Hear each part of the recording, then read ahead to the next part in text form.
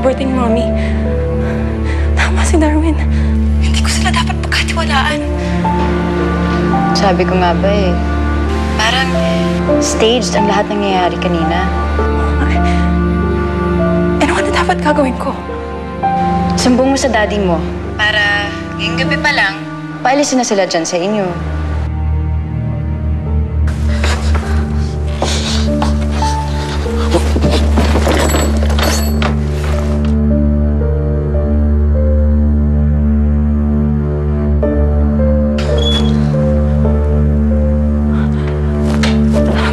Dito. Pag nakita ka ni Daddy, papahuli ka niya.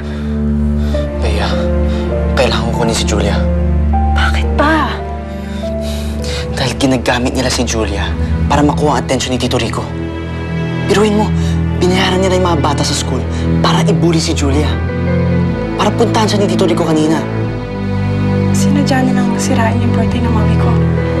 Pinagplanuhan nila yon. Alam mo?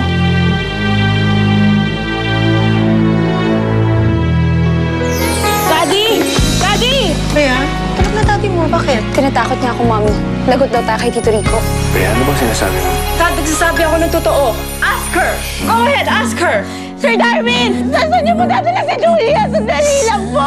Ma'am Sharon! Sir! Ano nangyayari? Si Darwin po! Dinala po si Julie! Buti, alam niyo pagpunta dito. Papasyal mo si Julia? Darwin? Si Yaya pa nakita kami. Nagkakagulo na dito. Nasaan na ba kayo ni Julia? Galit na si Daddy. Bea? Kung nasabi na kita'y minamahal. Nasa